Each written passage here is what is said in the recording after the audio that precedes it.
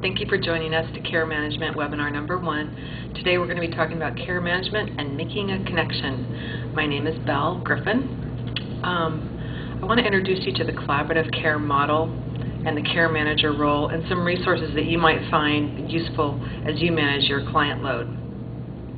First of all, collaborative care model is based on a systems-based approach to care for a condition such as depression. It could be any condition, but we're focusing on depression. We're used to our care in America being sort of a one provider providing one treatment to one patient. And maybe you've identified with this yourself. You might have someone who's managing your internal medicine, and someone is you have an ENT, and you have someone managing your allergies. Imagine if you had somebody helping you kind of connect the dots. In the same way, we're doing this for depression. So we're coordinating communication amongst multiple providers. We're educating our clients and their families, and we're supporting them so that they can be more involved in their care and co-managers really of their health. My name is Belle, and I'm a nurse. I work at RAN, and I've helped to develop these materials to help you as a care manager. So as a care manager, you might work within an agency that provides care, or maybe you don't, but you're aligned with an agency. You may be a social worker, or you might have the title of care manager, or you might even be a lay person that's been trained, and you may work in a non-clinical setting, maybe a church or some sort of an organization like that. But the key is that you really serve as a resource for this client. You see them a lot, and you are the glue that can hold the story together. So the goal of the care manager is centered around helping the client engage in services, helping them understand what the options are, and then tracking their progress. Following up is the key. So activities that you might find yourself doing is supporting the client as they meet with their provider, maybe even for the first time.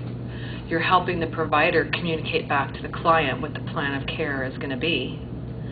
And then you're following up to see how things are going. If things are falling through the cracks, or if instructions were missed, or if maybe this is not a plan that's sustainable, that's information that you can collect from the patient and get back to the provider and solve. All in all, you're really building trust and rapport from the very beginning. Today we're going to be talking about resources, the script for the telephone call, contact information, the initial visit, additional telephone call notes, and the PHQ-9, which are in both English and Spanish on the CPIC website. The script for the telephone call. Let me pull this up quickly. Okay, this seems like obvious, right?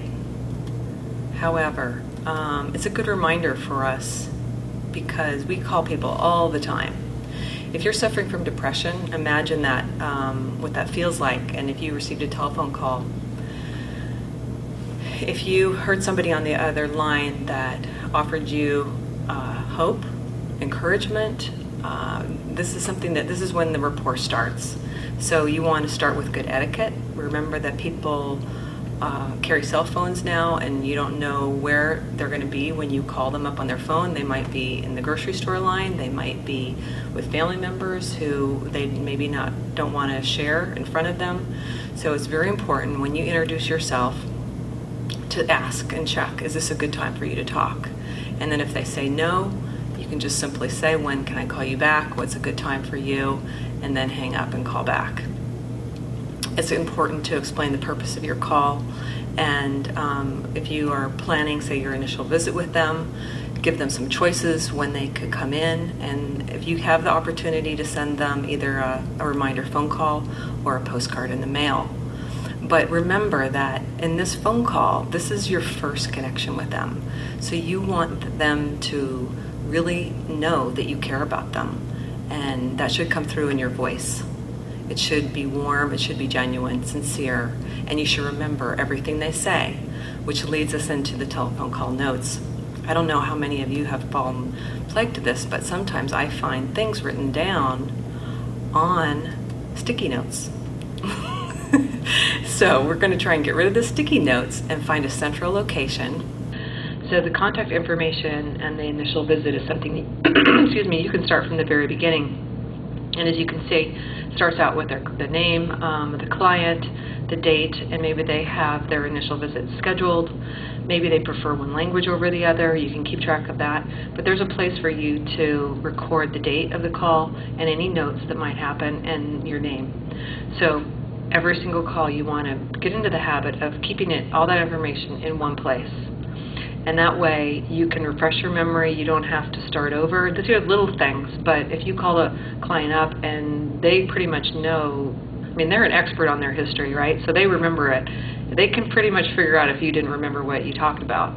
If you review what you talked about last month or 2 months ago, they will really, this is when rapport really develops, because they realize this person really listened to what I said. They kept track of it. They remembered it. Not only that, but if you are out sick or you're on vacation, your coworker needs to answer a phone call, it's really mapped out and clear to them what's been going on, and they can pick up, and that really represents your agency really well too. And then there's an additional sheet if you run out of space. It's basically the same thing, telephone call notes, date, what the note is, and then your name, so you can keep track of all those calls. We're going to talk about the PHQ-9 today, and you may or may not be collecting this information already, but the PHQ-9 is based on symptoms that may or may not be related to depression. A whole compilation of symptoms that you're going to be going over in the PHQ-9. And the important thing to remember about this is that this has been tested before. This has been studied and tested, and it's been proven to be consistent. And this score represents something quantitative that the provider can really lean on. Although it's tempting, it's important to stick with the wording. And I know it's come up in calls before that with maybe a double negative, some of the statements are hard to communicate to patients or clients. And I think that one thing you can try to do is really set the PHQ-9 up well ahead of time. First of all, orient the client to say, these are symptoms of depression. When we go through this, we'll have a score at the end. This may or may not mean that you have depression. It just is an indicator of the symptoms that you're currently having. And we're really focusing on the last 2 weeks. So it might bring up some memories or some feelings that you've had in the past, maybe a year ago, 10 years ago, maybe even as a child. And I'm going to sort of bring you back to the last 2 weeks, but I want to make sure that we remember that story that comes to your mind, and we can talk about it later. This way you're not cutting them off and sort of ruining the rapport that you've worked so hard to build. So tell them that we're going to really focus. I'll pull you back in if we do get sidetracked. We can talk about that later, but we're really going to focus on the last 2 weeks. And the symptoms, I'll go through this whole list of symptoms, and I'll ask you if you've experienced them in the last 2 weeks. And if you have, then I'm going to try and quantify how much in the last 2 weeks you've had these symptoms. So if you really explain it ahead of time, it's going to make it easier as you go through it. And then just simply take your time and don't feel like you have to rush through it. But try and stick, not try, do stick to the way it's worded. And the reason for that is because if I change the question the way I like it, and you change it, and someone else changes it somewhere else to be a style that they're comfortable with, we're asking different things. And now the score is not something that we can count on. So that's why it's really important to stick with how it's worded and do a really good job of explaining it up front. You also want to make sure that you're doing it in an environment that's confidential. It's something that they can't answer themselves, or you can do it by interview. But the important thing is to make sure you're in a confidential environment. So over the last 2 weeks, how often have you been bothered by little interest or pleasure in doing things? How often? And you can repeat it. In the last 2 weeks, how often have you been bothered by having little interest or little pleasure in doing things? If they say not at all, you can go to the next item. If they say yes, then now you have to quantify it. You don't want to circle more than one on that row. You only circle one, because otherwise you're going to have a confusion when you go to tally up your columns. So if they say, well, there's sort of this range in the last 2 weeks, you lean towards the more severe and circle that number, but only circle 1 for each row. And then just work your way down the list over the last 2 weeks, and that helps to kind of reorient them to the last 2 weeks. How often have you been bothered by feeling down, depressed, or hopeless? If they say not at all, then you can go on to the next item.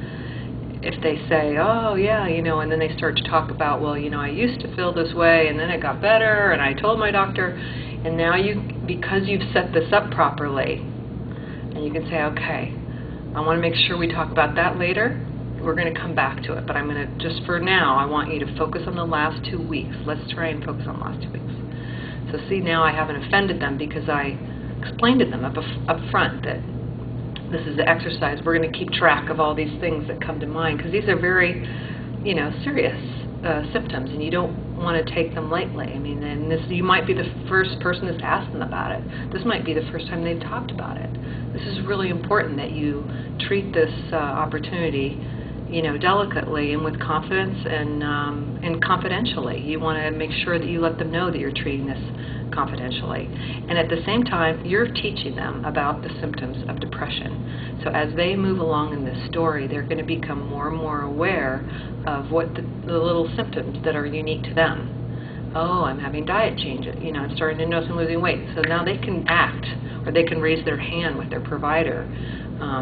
So it's not only a good quantitative tool that you can give your provider, and also for the provider, if you call up the provider and say, oh, story time, they're going to go like, give me something concrete.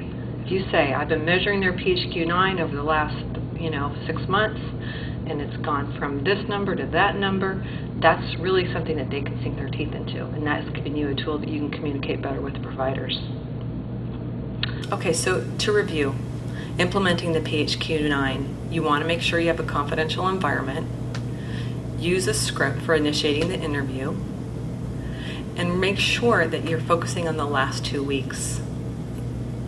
Total the columns and interpret the questionnaire. So in addition to responding to an affirmative answer to the question about thoughts of suicide, there are other situations where you need to have an immediate plan in place, and that is a threat to others. So also check with your agency. If someone is threatening the health of someone else, what should I do? Some other situations that might just require specialized attention would be elderly patients that you're dealing with that are elderly, children, adolescents, patients that have a substance abuse history and maybe show up into your clinic intoxicated, or a client that has a serious mental illness and might be having a psychotic episode. These are situations that are unique, and you need to know what resources you have and if there are any policies in place at your agency that you would need to follow. Okay. Now there's some other resources for you to review prior to our next meeting on the CPIC website. And I highly recommend you checking this out. You're able to download this book, Beating Depression, The Journey to Hope. And you'll find a lot of our resources have come from this book. It's really useful not only for your clients, but for yourself. Okay, Beating Depression, The Journey to Hope. I highly recommend that you pass this on to your clients. I highly recommend that you read it yourself. Also, this is a short brochure that you can hand to your patients. Are you feeling tired, sad, angry, irritable, or hopeless? This is in both English and Spanish, and you can download them on as a PDF off the CPIC website. Highly recommend that you look at these. Thank you. Okay, that summarizes webinar number 1, and I thank you for joining us.